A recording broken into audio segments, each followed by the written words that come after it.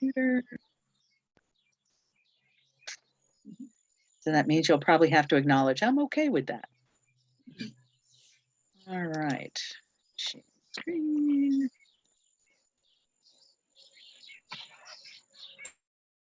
All right. So the topic for today, as soon as it gets launched, is,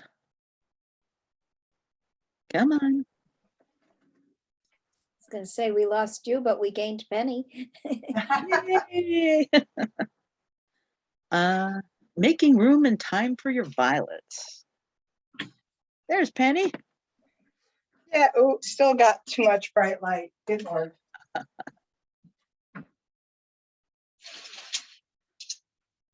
There you go. Okay. Yeah, it takes me a while to figure out what the heck I'm doing. All right. And I'm surprised Donna is not on. I sent her the links because apparently when you sent them all the invitations to the EVM recipients, because she has requested her EVM to be mailed to her. Oh, she wasn't on that. she doesn't. Okay. So yeah, that's, I was you. Well, actually, I had Heidi send it because she's got the list. yeah. Okie dokie. So, well, she may join later. Well, okay. I was late too, so Yeah, that's all right. I figured it because of the time of day and just technical stuff involved. yeah, with probably people working. Yeah, there is that too. So if you don't know me, I know at least most of you know me. I'm Dorothy Raymond. I've been playing with violets for some 40 years now, I think it is. I started back in the 80s. And I think I first got started, I picked up 2 Optimaras at a flower show and sale that they were having in the middle of one of the local malls here. And from there, I found out that there was actually a local society, and found them, got hooked up, and I think a couple of years later, I had my first entries in the show. And one of those Optimaras went on to win Best Novice in that show. So needless to say, I was hooked. So starting from 2 violets, I now have quite a few more than that. And what we'll be talking about today is making room and time for those violets because they do tend to multiply. So here we go. So first question you want to ask is, do your violets make you happy? If it's yes, great. You've achieved African violet nirvana. If no, why not? Are they suffering because you don't have time for them? You don't have room. And why is that? Maybe you have too many. You don't have enough space. Your supplies and tools are all unorganized. Or you don't have large blocks of time available. And it can be stressful, you know, you figure, oh my God, I have to repot 100 violets. That's a little stressful. How am I going to find time for that? Do I have all the supplies? Where's my potting soil, etc.?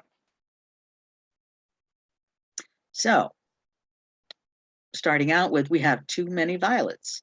You know, 1 becomes 2, becomes 3, becomes a dozen, becomes 100. There they go, popping up all over the screen. So it's easy to get overwhelmed when you have all those gorgeous varieties out there to choose from, and you want one of every one, right? You know you're going to be putting more, I have to move this, and you know you're going to be putting down leaves, which is going to make your violet problem worse. If you bought standards, they grow and require a lot more space as they mature. Have you planned for that? Has your life or schedule changed? That could have a huge impact on the time that you have.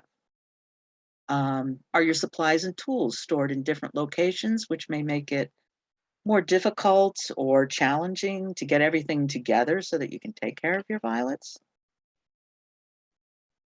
So here are some possible solutions. Expand. You know, maybe you started out with windowsill violets. You may want to go into an actual light stand situation. So you can consider looking at commercial light stands. These are produced, they're usually aluminum. They usually come with fixtures, not necessarily the lamps, the trays to put the violets on. And they're great and they're specifically designed for plants. On the left, we have a flora cart. Those are really nice. They're like kind of the Cadillac of light stands. And these are nice because they're adjustable. Now on the right is one of the more affordable alternatives. This is a jump start. It's also adjustable, but it's not as pretty. And you also need a table or something to put it on. It's not a complete floor unit. So this is one way to go, but this is very expensive. I just priced this one out and it was $400. This one is about 60. So they're still, if you do it a little bit at a time, which is how I purchased my light stand, I did it in stages, it can be a lot more affordable if you go that route. So one of the things that you could do is combine your solutions, lights with storage. That's something that I did, and I'll show you some pictures of that in a minute. You can get a light stand, one of the like tabletop light stands, and it can be tucked into a spare bedroom, basement. That's where I happen to be reporting from here. In a spare closet, maybe you have a closet that you can set up with lights and shelving. You know, use your imagination, maybe a corner. You can set up a corner stand or something like that. So last year, I needed a light stand in a warmer part of my house because I had certain warm growing plants that were suffering. Epicias, syningas, some of the warmer growing orchids that I have, they were just suffering. My main growing area is in an unheated basement. And because I'm still using old T12 lights on the light stand, it'll bring the temperature up during the day to 70, 75, but it goes down to 50 at night, which is a little bit too cool for some of those folks. So I needed a warmer growing area. So this is what I put together. I also needed storage at the same time. So I've got basically wire baker shelves here, 2 of them. These are 2 foot.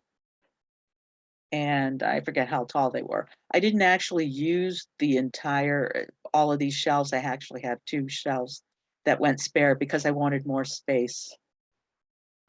This is like a cubicle type thing. You put the little cloth cubes in there. These are the lights. Now these aren't Barinas. They're a different variety. I hadn't actually heard about the Barina style lights until after I'd bought these, and some black trays. And this is what I came up with. So I've added a few more components, as you can see. We've got, oh, here's Donna. I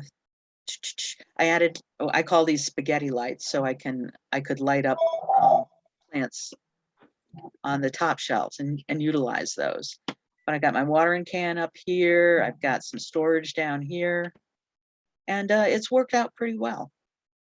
I have most of my little mini syningas up here, some warm growing orchids, and the infamous wild child Epicia is up here as well. So that worked out pretty well for me. I managed to fill it up fairly quickly. It's a relatively small space, but it it it, it solved my issue of having a warmer growing area. All right, some other possible solutions to having more room and time for your violets.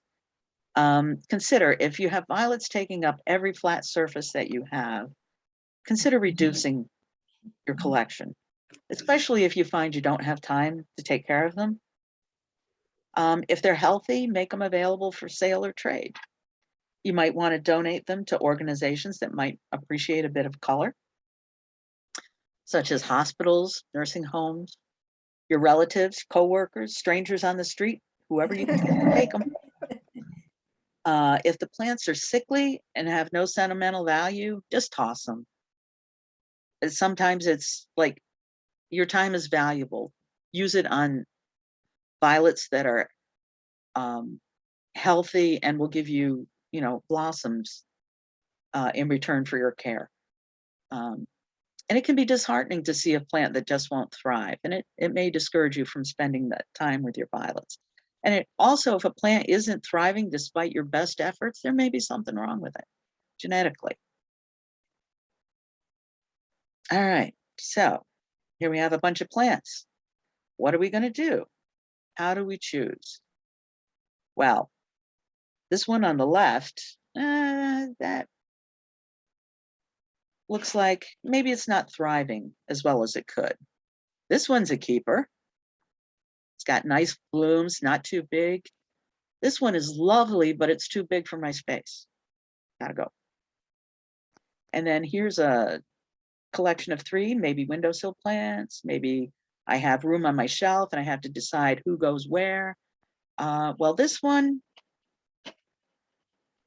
maybe isn't as floriferous as I'd like to see, but these 2, they're good to go. And that may be what you need to do. Even though a plant is good, this might be perfect for a club sale table. And this brings us to, now that you have room for your African violets, how do you make time for them? So our first possible solution is get your tools organized.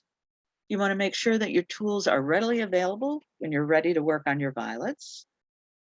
Designate the tools that you're going to use, such as scissors, tweezers, sucker pluckers, markers, etc., for violet use only.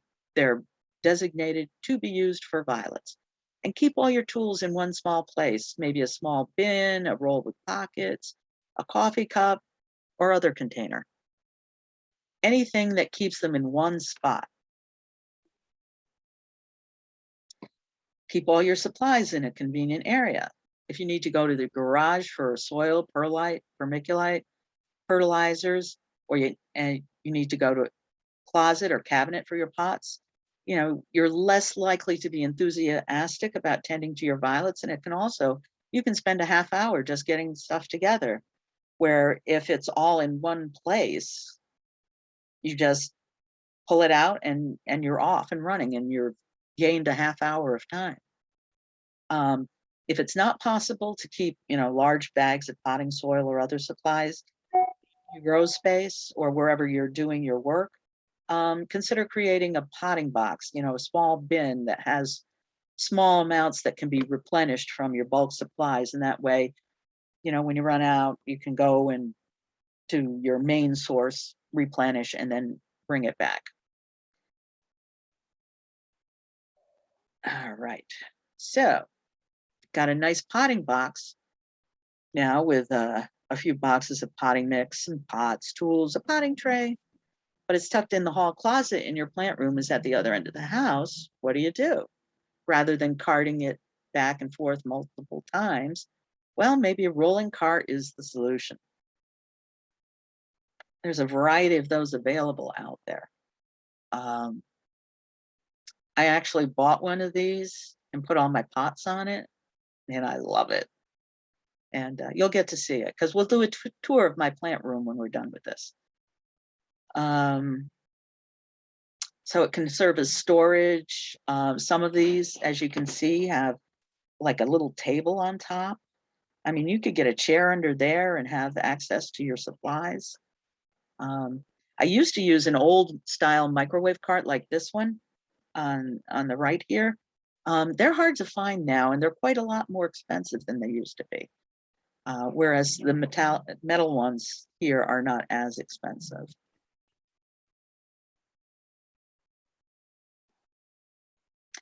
All right, so organizing your supplies. You may think it's convenient, oh, I'll just get a tub and dump everything in there.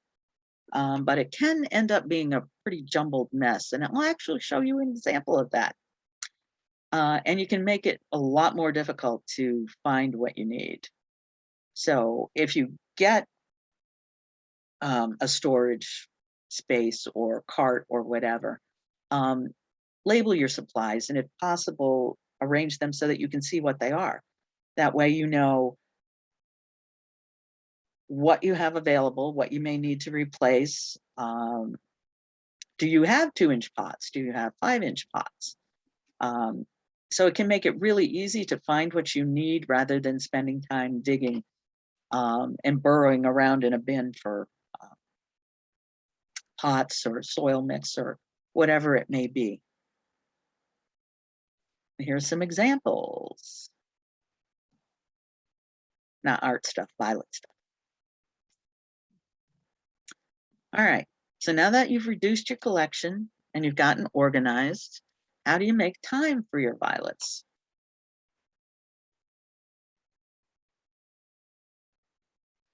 All right, schedule it. You know, your violets are supposed to be a fun, engaging hobby, you know, hopefully to distract us from the daily grind of life. So why not devote some time to keeping that hobby thriving? First, you might want to assess how much time you can devote to a session with your African violets. How much time do you have? 15 minutes, 30 minutes, an hour, 2 hours, a whole day? That can have a real impact on how many violets you can actually support. So I kind of threw this table together just for grins and giggles. And it might, I'm hoping it'll help people assess how many violets they should try and grow based on how much time they have. So it's kind of done by time available and then what your collection size should be. So if you've only got 15 minutes per week, maybe a very small collection, you know, windowsill size, 1 to 3 plants. If you have 15 minutes per day, well, then you can go up a little. Maybe you can handle 12 to 15 plants. 30 minutes per week, you know, another small amount. You've got 30 minutes per day, maybe you can go as high as 20 or 30. 1 hour per week, still kind of on the small side. If you got an hour per day, then you can have a few more. If you got a whole day, you can have a pretty good sized collection. And if you have multiple days per week, you can have as many as you want. Why are we even talking? All right. And of course, your mileage may vary. All right. You want to make a date with your African violets. So now that you know how much time you have to spend and the approximate size of that collection, let's make a date with your violets to have a chat. Have a beverage. Have a meal. Get a little intimate. That's grooming. And then some other dirty activities, repotting. So here's some tips for finding time. You want to designate time for your violets. Maybe it's Wednesday for 1 hour. That's the night you have free. A half hour after dinner most days. That's pretty good. Or a Sunday afternoon. If you're consistent, your violets will show it no matter how much. If you have 15 minutes a day to spend on them and you do it consistently, it'll show in how they develop for you. If you're lucky enough to have a whole Sunday afternoon, that's even better. Provided you can still like water during the week if they need it, if it's warmer, or if the heating is on and they dry out faster. My main violet time is usually on a Sunday afternoon while I'm doing laundry because we're down in the basement here. So I just do laundry and do violets while I'm waiting for the laundry. So it works out. I'm multitasking. So you might have that little leaf go into a fantastic plant if you take care of them. All right. So how do you make time for your violets? And this is where I throw it out to the crowd. Anybody have any suggestions, comments?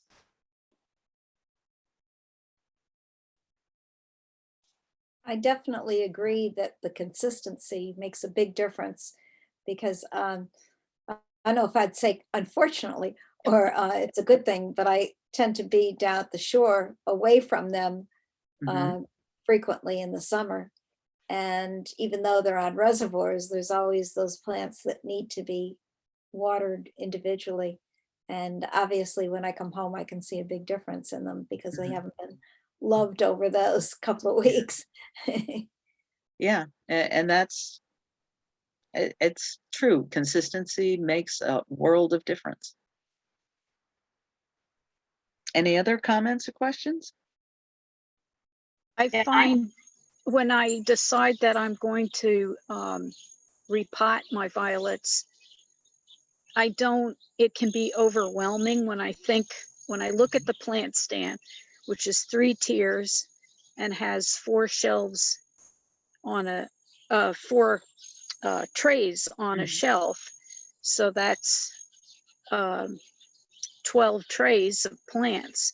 It can be a little overwhelming.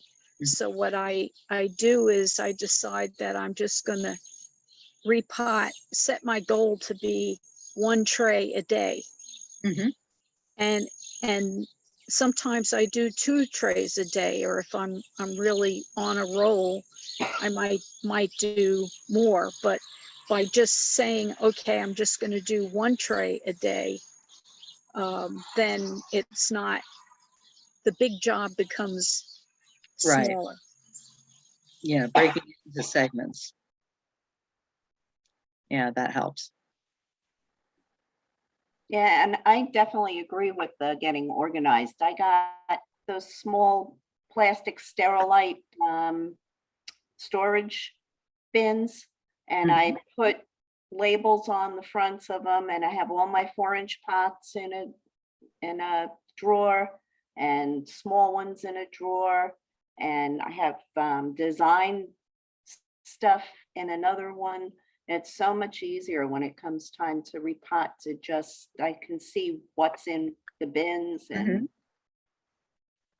I have a little bin of soil that's already mixed. Yeah. And it has little scoops in it and everything. So that's ready to go just whenever I see a plant that says, oh no, you should get done now. It's easy to run and get the stuff and repot it real quick. Okay. Any other comments? Any questions?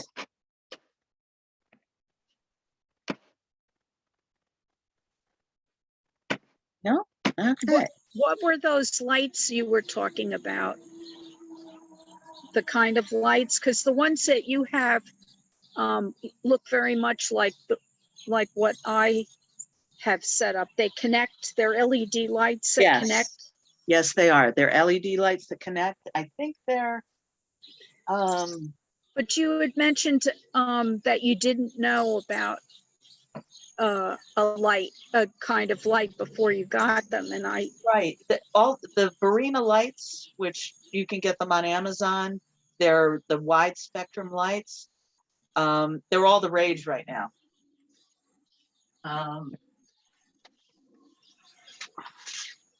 oh, they're grow lights.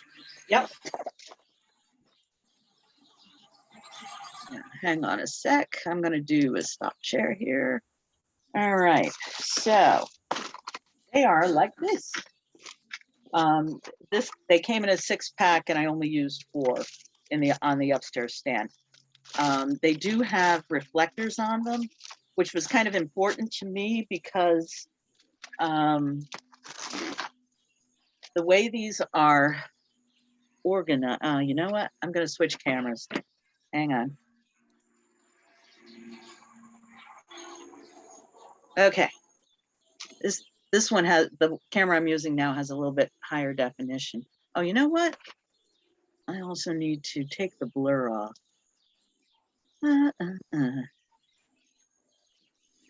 Because we're going to be looking at that stuff anyway.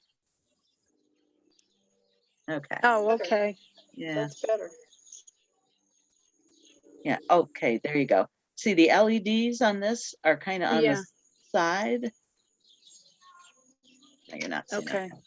But there's like 2 rows of LEDs. That's very bright, especially when, like, I'm sitting at my desk. That's right at eye level. So these also have aluminum reflectors. So Unfortunately, do you that's not, what's that? does that not have diffusers over the LEDs themselves? It does not. And Okay. that's something that I'm going to experiment with. I haven't done it yet, but it is too intense for some of the plants that I have up there. Others are loving it. They're fine. One of the things I've done to experiment with is I have the lights further back. So there's more light on the back side of the shelf, less light on the front. And I'm kind of moving plants around to see how they respond. I think the darker leaved plants like it better than the lighter ones. I do have one of the species up there. Name escapes me right now. It's not happy up there. I'm going to bring that down. I think it'll appreciate the cooler temperatures down here as well as the milder light. But, oh yeah, this is just a simple little plastic reflector that keeps it out of my eyes, basically. So at our meeting last night, our local show, Linda, or local club, Linda was giving a program and she was talking about the individual LEDs kind of burning some of her plants because there was no diffuser over there. And she said that she took parchment paper and basically put that over them, and that worked really well for kind of a diffuser. Yeah. Yeah. Someone said you can just get ribbon. Like if you're using the LED replacement bulbs, if they're too bright, like you can't do anything with how you know, the distance or anything, and you've already lowered the lights, the length of time you have the lights on, but someone suggested just taking ribbon and wrapping it around the tube to diffuse some of the light.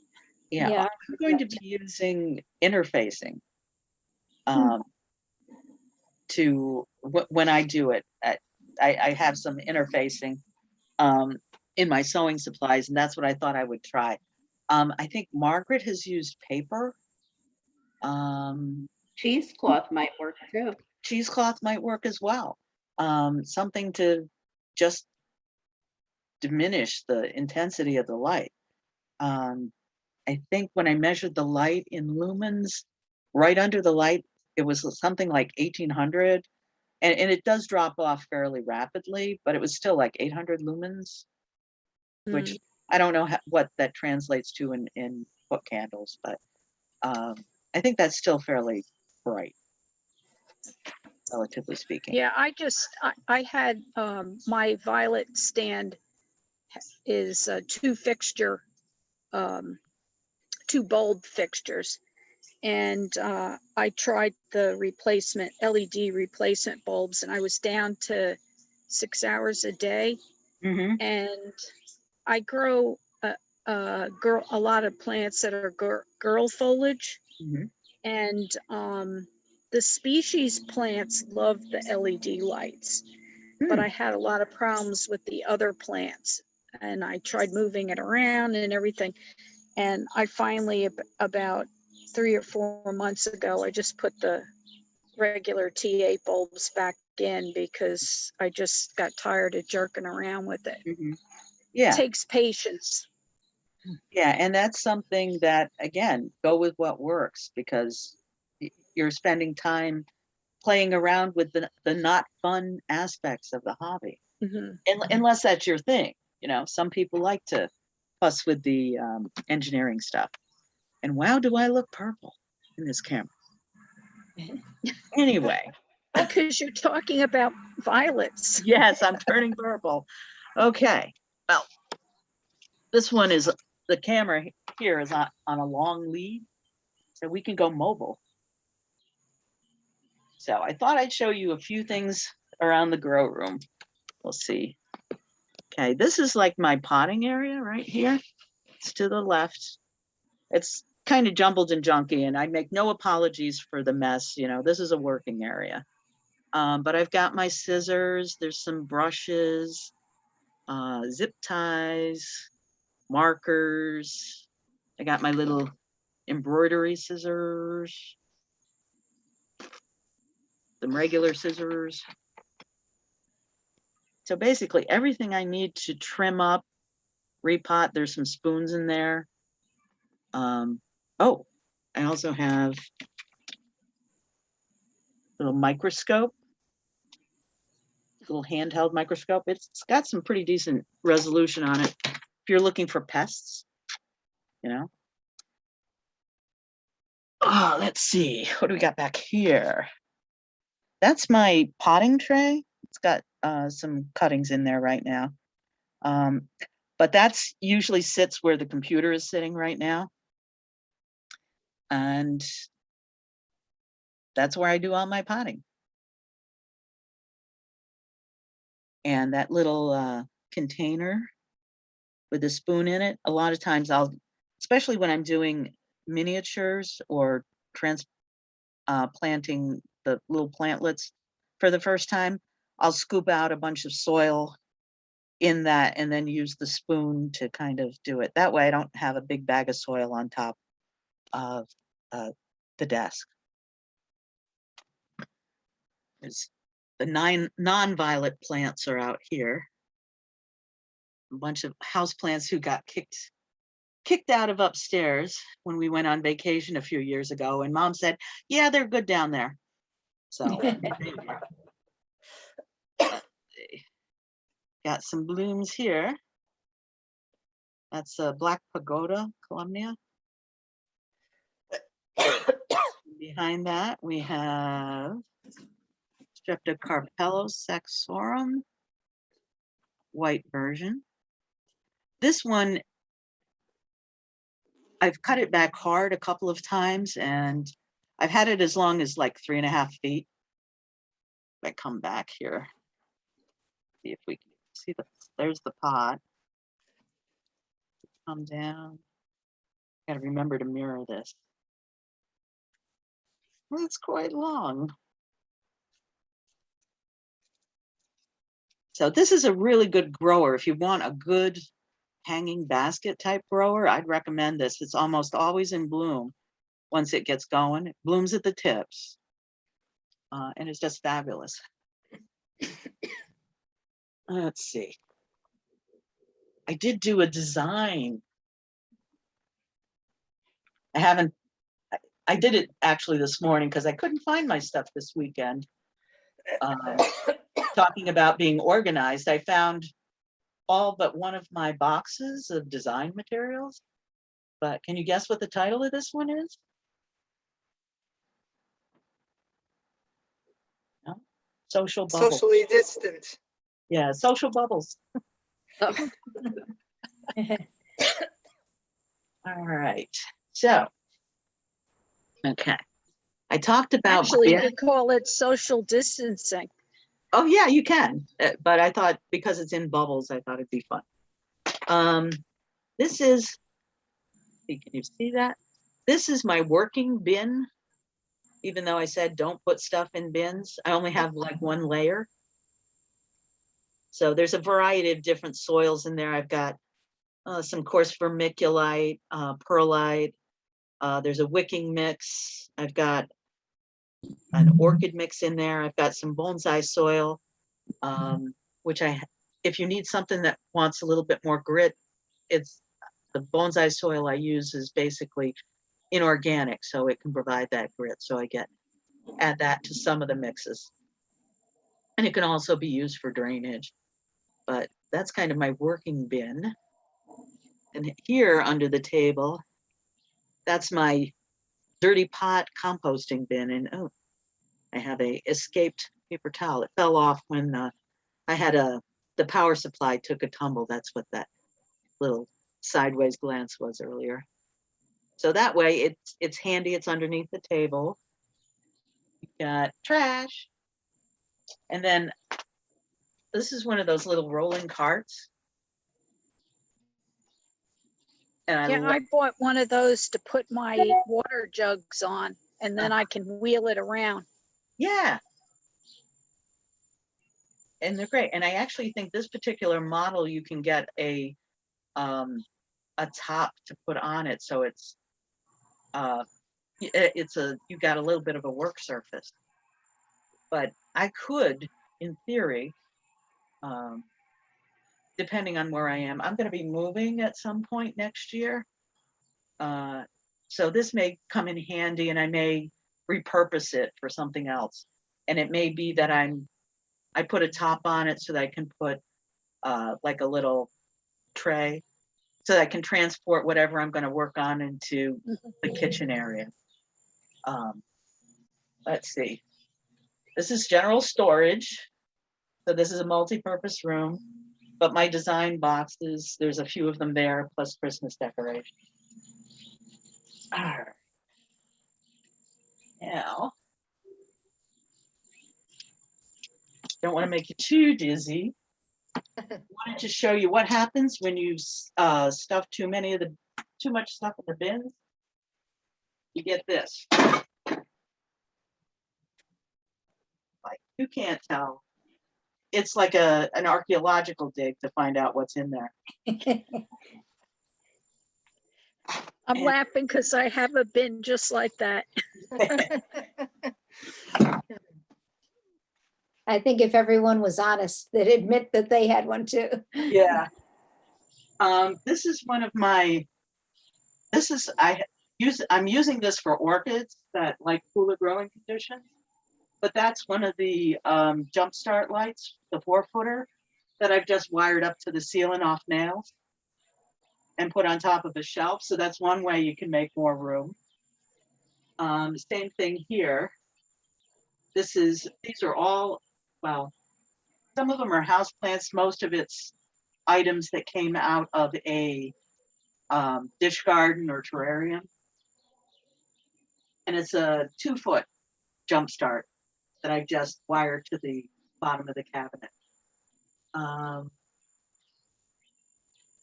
Oh, just for grins and giggles, this little violet right here, that's Harmony's Glacier. And it wasn't a dish garden at one point in time. And then when I emptied out the dish garden, I just put it up here and kind of forgot about it. Instead of putting it in with the under the light stand that was warmer, just left it out. It loved it. It is one of the most reliable bloomers I have. So it lives up to its name. It likes to pull. And then, all right. Let's see if we can get a big shot. This is my main growing space. And this is the 4 shelf. I'm only using 3 of them right now because I lost a light fixture. And I'm using the bottom for storage right now. This is an old Brothers stand. So it's got to be on the order of 40 years old at least. But as you can see, it's pretty full. I'm going to have to be reducing because I do think I have too many right now. And unfortunately, we haven't had the shows or even for for this capital district, we haven't had the ability to do plant swaps or anything like that. So, any questions? You want a closer look at anything? When I first moved to New Jersey, I had my light stands down also in an unheated basement. And what I wound up doing was having the lights on at night. To keep the heat in. Yeah. So, which it's a dual purpose because during the summer, they're on at the coolest part of the day. And then during the winter, they're on at the coldest part of the day. Yeah. Of course, when the fixtures started burning out and I replaced the ballasts with T8s, I kind of lost that. So I wind up doing what you have there with buying the inexpensive plastic drop cloths and putting it behind the stands in the winter time. So at least they've got some protection from the basement wall. Right. But I found that even doing that, that I needed to have a stand upstairs for the violets because they, standards just come to a screeching halt during the winter time in the Right. cool temperatures. The semis and the minis are okay. But if you want to grow show plants, an unheated basement's not the hot setup. I mean, that's why the last few years I've had, I don't always have that many, but I have better luck getting them ready for the fall show because we've had the warmer time. But this is what I do in the winter time.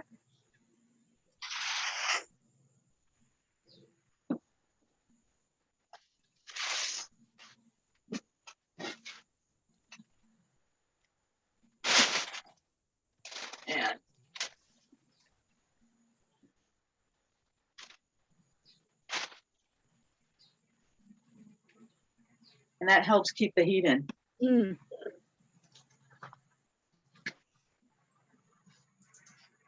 And also probably good to do that during the summertime too, to keep them from drying out as quickly. Yeah, especially if you were going to go away for a while, I'd take the lights off, put them off, and just wrap them up. And I think the last vacation we took for a week, that's what I did, and they were fine. Water them before I left. And so I only have one plant stand for the violets, and that's upstairs in the dining room. And then the other Gesneriid explosion remained in the basement. We were having a time when we were losing power frequently. I used to say that if a bird landed on the wire, that the power would go off. But especially in the winter, that was scary because then obviously the plants weren't getting the warmth or the light. So I got to the point where I bought a couple of drop cloths. They were clear plastic, but they were drop cloths for painting, disposable ones.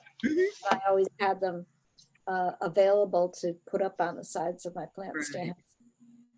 They're a lot cheaper than buying the zippered covers for the stands.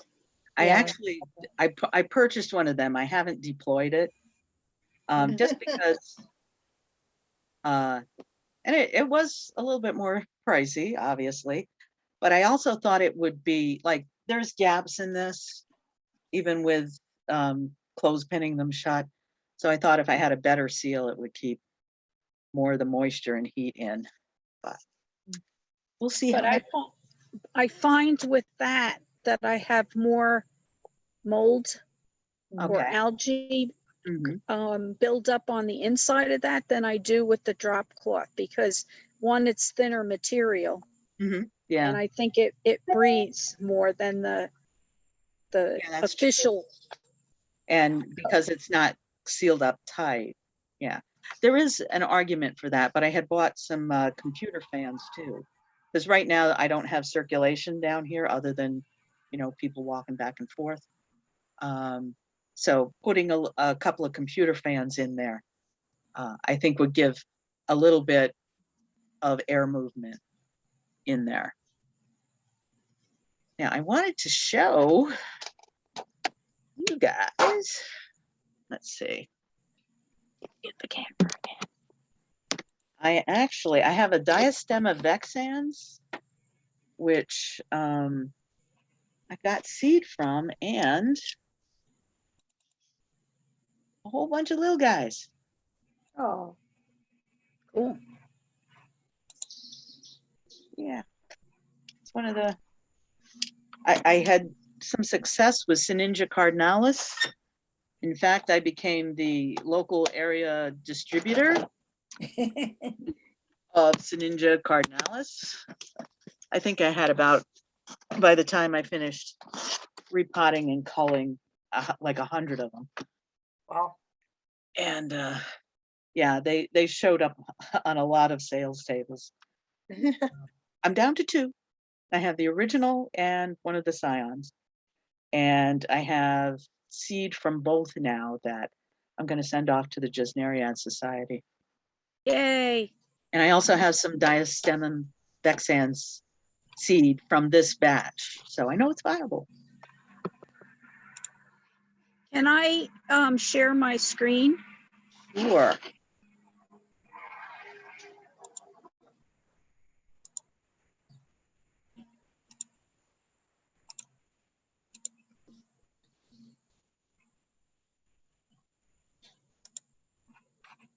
I'm not getting a pop-up. Usually there's a pop-up.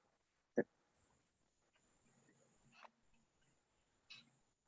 think it's under the Share screen.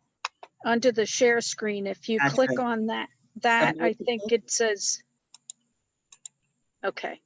So Yeah, I just allowed multiple to share. yeah, I'm trying to see about my desktop.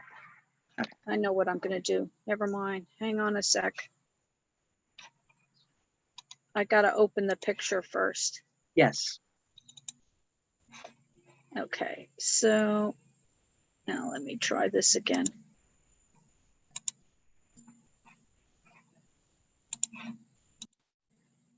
Okay. So this is my basement, except for now they're in a different arrangement. Uh-huh. But you can see I have them plastic tented. Right. And this stand has one of the came with the cover over it. It's Yeah. what Home Depot or Lowe's sells. Okay. Oh, But yeah.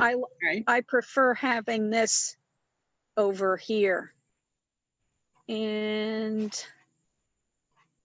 okay, so let me open the other picture.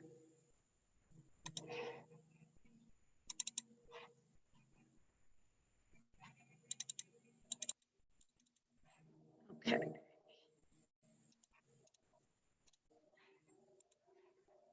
And then this is the plant stand that's upstairs where I have the violets. Yeah. So you can't, there's very limit. This is 14 inches from the top of the trays to here. Right. And they're up as high as they can go. So there's limited of what I can do as far as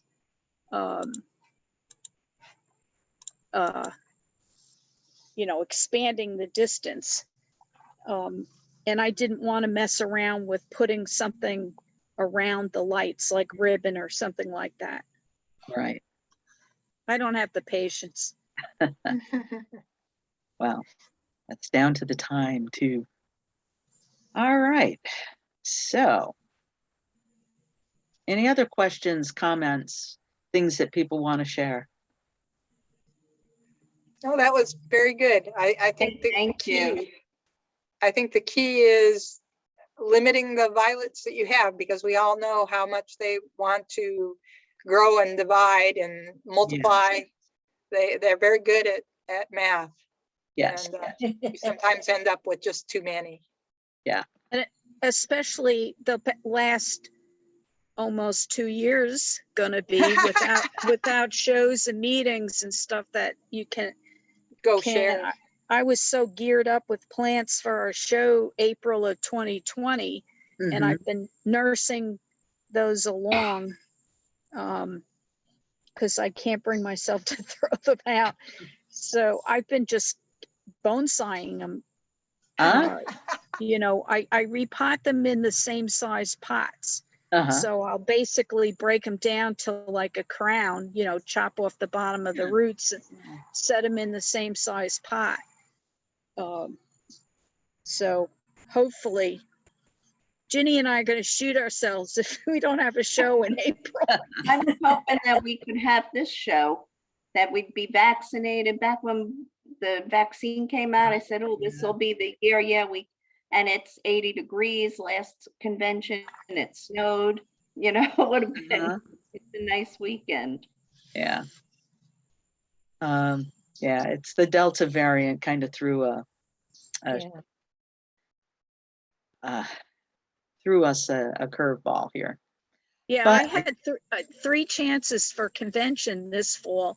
Uh-huh. And the first one to sink was Ohio. So that was the second week in September. Mm-hmm. And then New York sunk. So I figured, oh, good. I have a chance with MOVs.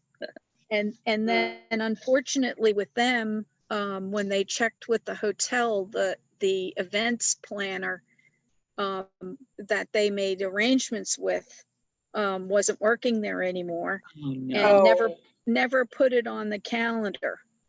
So they had something else, some big Irish thing booked Uh-huh. for that weekend. So they gave them, they could have had a date in October, Thanksgiving weekend, which would have been absolutely ridiculous to even think about that. And I guess probably early December. So they just decided between that and COVID to squash it. All right. Next year. Cross your fingers and toes. But we should be able to. Yeah, I'm sure that it will be better. Although it's shocking that people still don't want to be vaccinated. So It is so much better than getting sick. Yeah. I don't get it. Yeah. Yeah. Well, unfortunately, it's